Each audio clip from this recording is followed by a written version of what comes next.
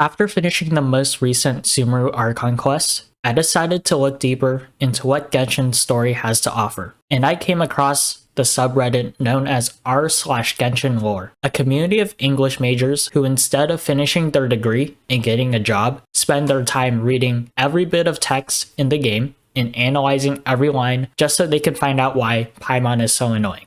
Actually, it's a good question to ask because every time Paimon talks, I just want to and then sorry.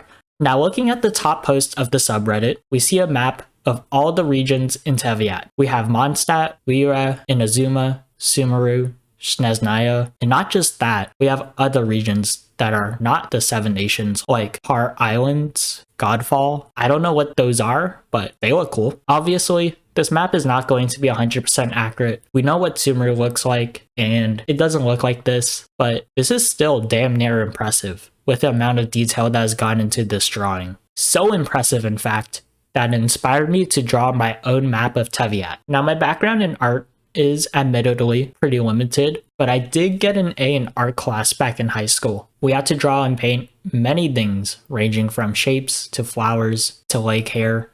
You know, I was so good that I could probably paint the Mona Lisa with my eyes closed. It would put Leonardo da Vinci in shambles. And so here it is. Feast your eyes on this masterpiece of a map.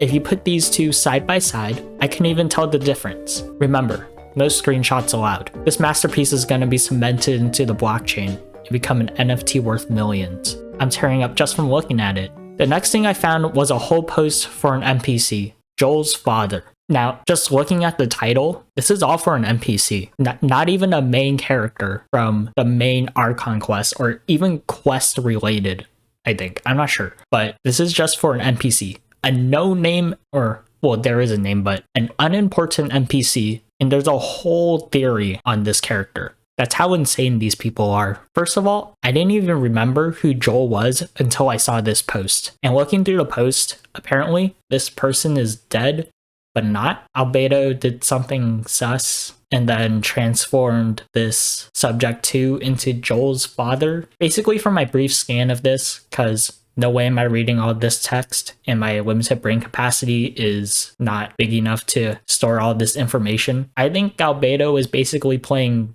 God in an experiment. I mean, looking at Albedo's character, it seems pretty normal to me. But again, this is all for an NPC character, or the fodder of an NPC character that we talked to, I think. Like, I thought I was cool for having the attention span of sitting through the recent thought-provoking Archon quest, but these guys at Genshin Lore are the few members of society who enjoy studying and analyzing every little word in a book about wine. So what did we learn today? What did we learn in class? We learned that Genshin Lore fanatics are just built different and will continue to spend their every waking day reading mountains of text and exploring the world of Genshin Impact, just so they can find that one book that connects all the dots. But I salute their efforts and commitment to bring forth life into the virtual world known as Genshin Impact. I hope you liked the video. Joking aside, I think Genshin Lore is pretty interesting, and I think the game did a good job in building the world with lots of teasers to make the lore fanatics keep asking questions. Subscribe if you like the content, and I'll see you later.